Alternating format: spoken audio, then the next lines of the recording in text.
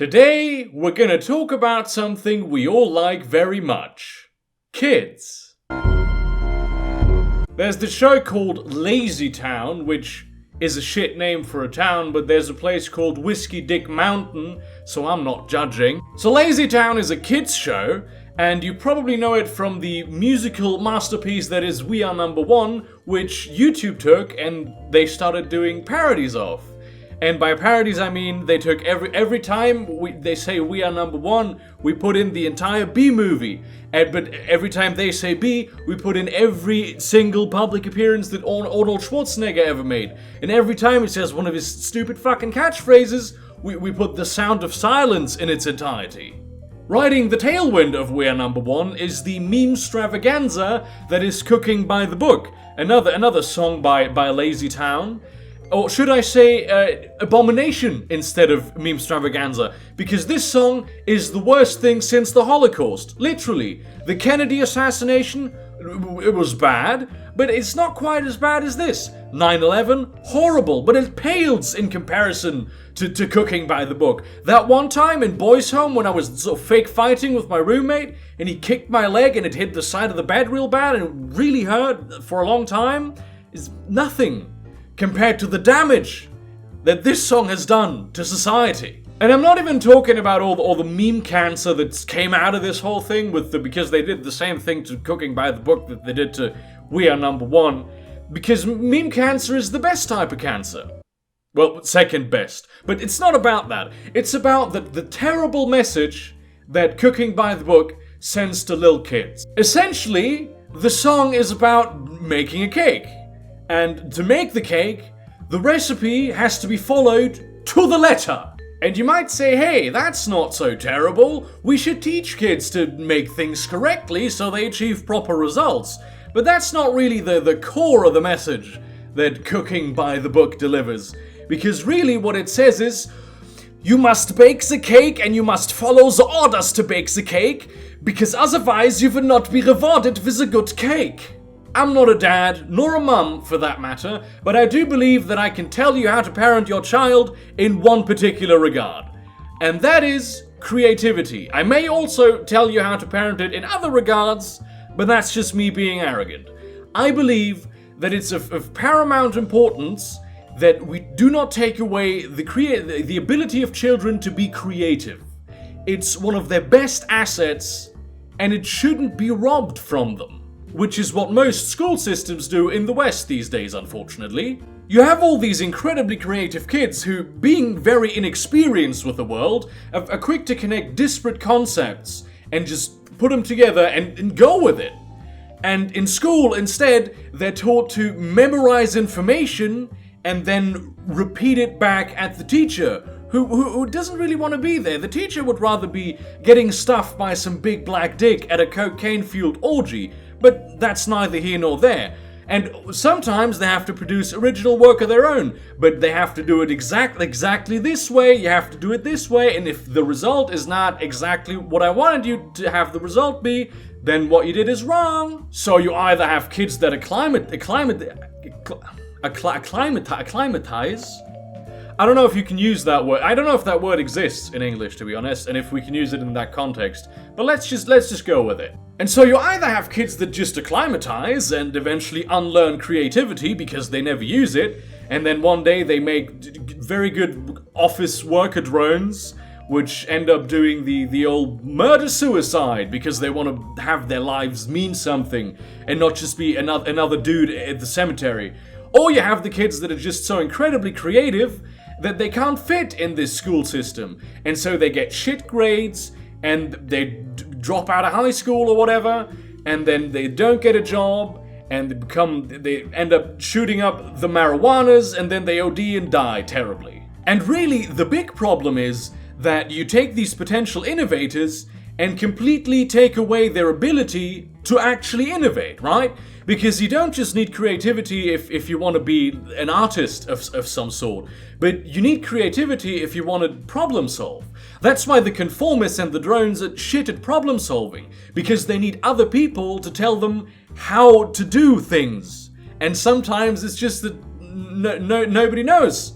how to do them, and they can't remedy that because their creativity has been destroyed. Think of it like this, right? You have two kids. Kid A we're gonna name Jizanthropus, because that's a completely original name that I came up with myself, without any outside influences whatsoever.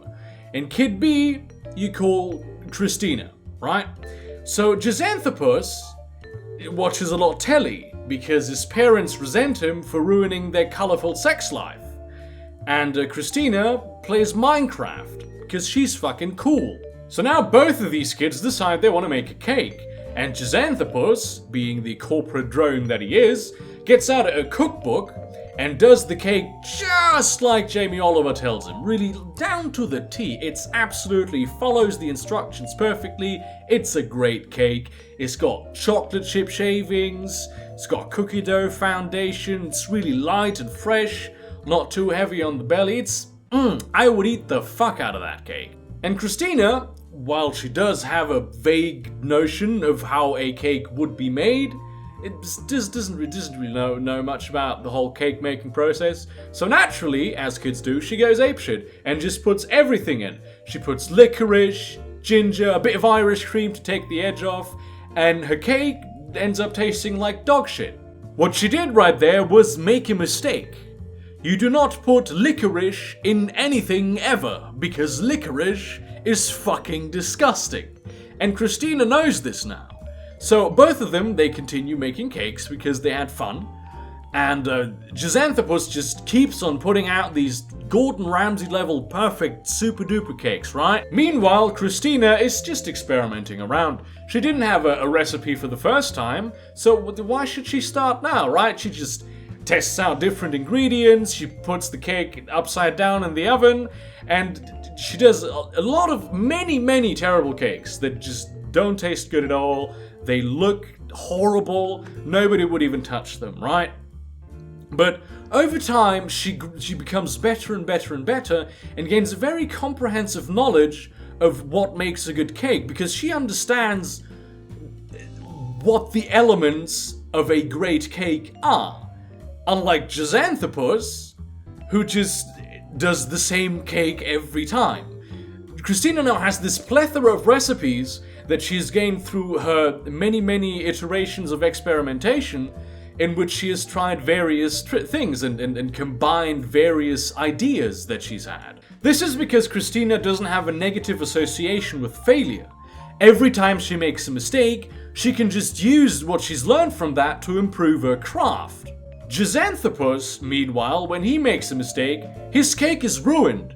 He fails. It's the end of the world. He loses his shit because he's a one-trick pony and he needs to be told how to do things and can thus never improve as an artisan or as a human being. You can't just tell people not to do things a certain way, because that can never replace the learning experience that comes with understanding why you can't do things a certain way.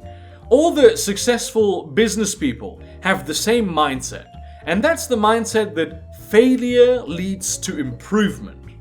And if you ever want to be successful, you need to adopt this mindset, right? That's how you have all these highly intelligent people, like a Bill Gates or the Facebook guy, who dropped out of high school or college. I don't know which is which, honestly. But they didn't stay in the system because they at some point gained an ability to go, yeah, I can just leave and do my own thing. And I failed my way into success because I can be creative. I'm allowed to be creative. But there's a lot of just intelligent people who get left behind or who lose their creativity entirely because they never use it, even though they were supposed to be the new entrepreneurs and scientists and rocket engineers. They have no ability to problem solve or build comprehensive bodies of knowledge because they have been taught that failure is incorrect. I cannot count the amount of people that I know that go, oh, I was so creative as a kid and then it just went away as I was an adult. And now granted, I am shit at counting, but that's neither here nor there. The point is, these people, they get a hobby, I don't know, they start writing or painting or play Minecraft, and they have these ideas and they're surprised by the fact that they have these ideas because they haven't come up with anything in years. But then they try to make these ideas reality and they find out, oh shit, I don't have the skills required to make this. And so they either just give up and say, fuck this, or they just turn the whole hobby into a safe space of sorts where you can't criticize what they do, and it's all just everything is good and correct and brilliant. Also, fuck you! Minecraft is a great game, and I think Notch is a revolutionary of education. It's just that his product, the potential of his product has never been fully realized. I play Minecraft still on a somewhat regular basis. I build kind of cool things. This is something I built recently, right? What have you accomplished in the last few months with your shitty wooden boxes, you fucking loser? You think Elon Musk just picked up Ty Lopez's book on Lamborghini and then went, oh, I have to shuffle around awkwardly on stage and then I have to make a cameo in one of the Machete movies, which, by the way, is something that really happened. No, Elon Musk tried and failed, and then tried and failed and tried and failed again, and then he went to Mars. Because he had the freedom to be creative because he allowed himself to fail, right? He has a much different relationship to knowledge because he understands how it is generated, and that is through failure. So yeah, that's why I think Cooking by the Book is literally Hitler. And it triggers me on a deep level that this is the level we send to kids. Because not only are we doing a huge disservice to them by robbing them of one of their most essential skills, it's also a disservice to society at large.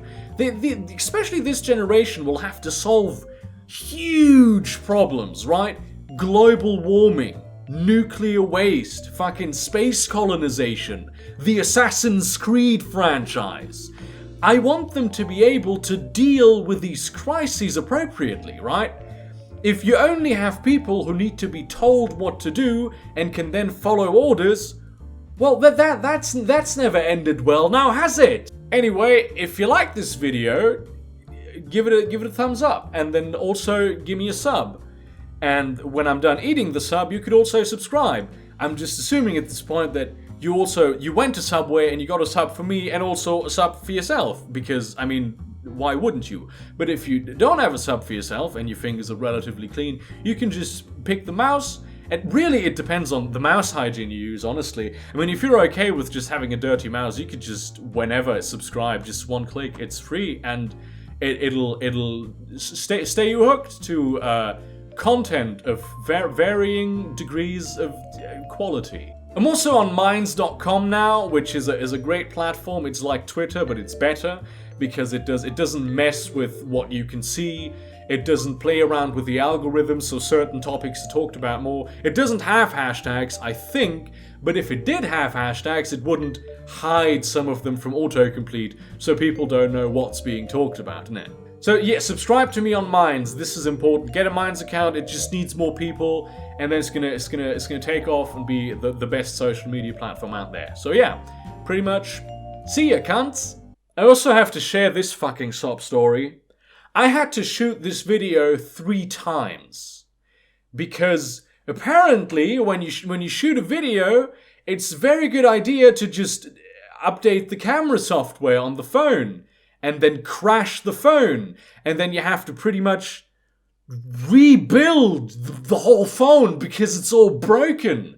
And then you shoot it again and the footage is unusable because all the menus have disappeared to turn off autofocus, right?